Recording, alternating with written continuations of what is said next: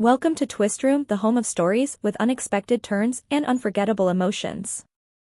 Here, every tale begins with mystery and ends with a twist that will leave you inspired, moved, and wanting more. From heartwarming miracles to life-changing encounters, Twist Room brings you stories that prove kindness and hope can transform lives. Subscribe now and step into a world where every twist tells a powerful truth. Today I want to share a heartwarming story. Behind the gates of wealth, a mother's greatest battle wasn't business, it was her daughter's silence. Then a stranger appeared, and what happened next will leave you speechless. Stay tuned for this heart-touching story of hope and kindness. Victoria Harrington had built an empire from nothing, a global fashion brand that draped royalty and celebrities in elegance. Her name was synonymous with success, her life the envy of millions. But behind the towering gates of her oceanfront mansion, Victoria lived in a silence so heavy it felt like grief carved into marble. Her daughter Sophie was once the heartbeat of this home. At 8 years old, she was a whirlwind of laughter and light, racing through the gardens with ribbons in her hair, her giggles echoing like music. That was before the accident, the boating trip that ended in tragedy. Victoria lost her husband that day, and Sophie lost the use of her legs. The doctors called it a miracle that Sophie survived.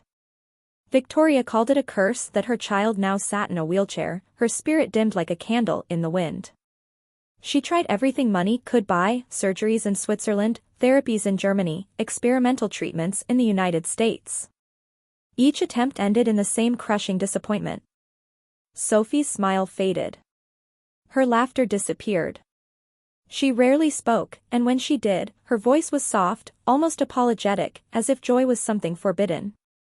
Victoria walked through her mansion every day, past marble floors and crystal chandeliers, feeling like a queen in a kingdom of shadows. She had conquered the world, yet she could not conquer her daughter's silence. And that silence was killing her more than any headline or business failure ever could. One afternoon, Victoria stood by the window of her study, staring at the garden where Sophie sat in her wheelchair, motionless, her gaze fixed on the horizon. The ocean glittered beyond the gates, mocking Victoria with its endless freedom. She pressed her manicured fingers against the glass and whispered, "What will it take to bring you back to me?" She didn't know the answer. Not yet. But fate was about to send it barefoot, hungry, and dancing. The afternoon sun draped the garden in warm gold, but Sophie barely noticed. She sat in her wheelchair under the shade of a magnolia tree, her small hands resting on the armrests, her gaze fixed on the iron gates beyond the hedge. The world outside seemed alive, cars humming, children laughing somewhere far away, but inside the mansion walls, life felt paused. That was when movement caught her eye.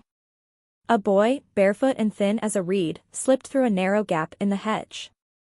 His shirt was torn at the collar, his shorts hung loose on his bony frame, and his hair looked like it hadn't met a comb in weeks. His knees bore the bruises of a life lived on concrete. But his eyes sparkled with something Sophie hadn't seen in months: mischief. He didn't speak. He didn't ask for food or money. Instead, he did something so unexpected that Sophie blinked twice to be sure she wasn't dreaming. He began to dance. Not the polished moves of a trained performer, but wild, exaggerated steps that made him look like a clown on a circus stage. His arms swung like windmills, his legs kicked high and then tangled in a dramatic stumble. He widened his eyes comically and pretended to fall, catching himself with a flourish so grand it could have earned applause in a theater. For a moment, Sophie just stared. Then, like a crack in a wall letting in sunlight, a tiny giggle escaped her lips. The boy froze mid-spin, then grinned and doubled down. He rolled on the grass, popped up like a jack-in-the-box, and crossed his eyes until Sophie's giggle turned into laughter. Real laughter. Loud, unrestrained, echoing across the garden like music Victoria hadn't heard in months. Inside the mansion, Victoria Harrington was signing contracts when the sound stopped her cold. She lifted her head, heart pounding. That sound, was it real? She rushed to the balcony and froze. Her daughter was laughing. Laughing so hard her cheeks glowed pink, her hands clapped with energy Victoria thought was gone forever. And the source of that miracle? A ragged boy spinning barefoot on her manicured lawn. Victoria's first instinct was fury. How had this street child breached her security?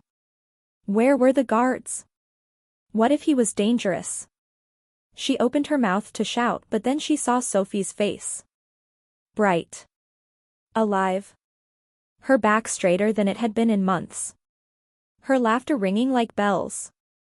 Victoria gripped the marble railing, her anger melting into something she hadn't felt in a long time. Hope. She descended the stairs quickly, her heels clicking against the polished floor, her silk blouse fluttering as she strode toward the garden. The boy saw her coming and froze mid-spin. His grin vanished, replaced by the wary look of someone who knows what comes next, shouting, maybe a beating, maybe worse. Victoria stopped a few feet away, her voice sharp. Who let you in here? The boy swallowed hard, his bare toes curling into the grass. No one, ma'am. I just came. To steal? Her tone was ice. He shook his head quickly. No, ma'am. I saw her, she looked sad. I thought maybe if I danced, she would laugh. Victoria blinked. The words were simple, but they pierced through her anger like sunlight through clouds. She turned to Sophie and froze. Her daughter's cheeks were flushed, her eyes bright, her hands clapping with strength Victoria hadn't seen in months. Please don't send him away, Mommy, Sophie said. Sophie clapped, her laughter ringing like bells. And just like that, the garden became a stage again. From that day, the garden became a stage. Every afternoon, Leo returned, sometimes with a new trick, sometimes with nothing but his boundless energy and imagination. He danced like the world was his audience, spinning, hopping, and pulling faces so ridiculous that Sophie's laughter shook her shoulders. But it wasn't just laughter anymore.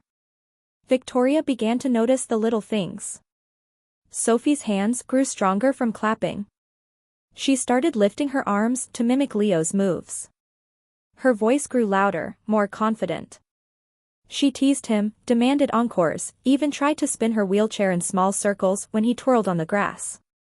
Each tiny movement felt like a victory. Victoria watched from the balcony at first, then from the garden bench, pretending to read emails while her eyes stayed fixed on her daughter. She noticed how Leo never asked for anything before performing. How he always checked Sophie's face before trying a joke. How he expected nothing but claps. Yet when food was offered, he ate gently, like someone who knew what it meant to eat once a day. One evening, after Leo left, Sophie spoke more than she had in months. Mommy, did you see the one where he pretended to be a police siren? Victoria smiled faintly. I did. He's funny. And today. I felt something in my toes. Victoria's heart skipped. You did? Sophie nodded, her eyes bright. Can he come tomorrow? Victoria didn't answer immediately. She stared at her daughter's glowing cheeks, her straightened back, her laughter still lingering in the air. For months, she had spent millions chasing doctors and treatments, only to watch Sophie sink deeper into despair. Now, in less than 2 weeks, this barefoot boy had brought her back to life. That night, Victoria stood alone in the garden, looking at the space where Leo danced. She felt something she hadn't felt in a long time, gratitude that didn't come from a bank transfer. She whispered into the warm air, "Thank you, boy." Weeks passed, and Leo became more than a visitor, he became a spark of life in a house that had forgotten joy. Every afternoon, the garden turned into a stage. Leo danced like the world was his audience, spinning, hopping, and pulling faces so ridiculous that Sophie's laughter rang like bells. But something else was happening, something Victoria noticed in quiet moments. Sophie's hands grew stronger from clapping. She started lifting her arms to mimic Leo's moves. Her voice grew louder, more confident. She teased him, demanded encores, even tried to spin her wheelchair in small circles when he twirled on the grass. Each tiny movement felt like a miracle. One golden afternoon, the miracle came. Leo was mid-performance, doing his slow-motion robot dance, when Sophie suddenly shouted, "Wait. Let me try something." Her voice was firm, almost commanding. Victoria froze, her heart pounding. Sophie placed both hands on the armrests of her wheelchair. Her face tightened with effort. For a moment, nothing happened. Then slowly her shoulders rose, her chest lifted, and her hips trembled upward. 1 inch. 2. She held herself there, trembling like a leaf in the wind. 1, Leo whispered, eyes wide. 2, Victoria counted, tears blurring her vision. 3. Sophie gasped before sinking back into the chair, panting and smiling, eyes wet with joy. Silence fell over the garden, not the heavy silence of despair, but the holy silence that follows a miracle. Then Leo broke it with a shout. You did it. You stood. He spun 3 times and dropped to his knees beside her. Champion. Victoria knelt on the other side, her hands shaking as she touched her daughter's forehead. You are brave, she whispered. I am so proud of you. Sophie reached for both of them, one small hand for her mother, one for her friend. I'm not scared anymore, she said softly. When he dances, I feel like I can move. Victoria's heart cracked open. For months, she had chased miracles with money. But the miracle had come barefoot, with laughter and love. That night, Victoria made a decision. She found Leo sitting quietly on the back steps, arms wrapped around his knees, staring into the darkness as if unsure he belonged. She sat beside him, her voice gentle. You shouldn't be out here alone. Leo shrugged. I'm used to it, ma'am.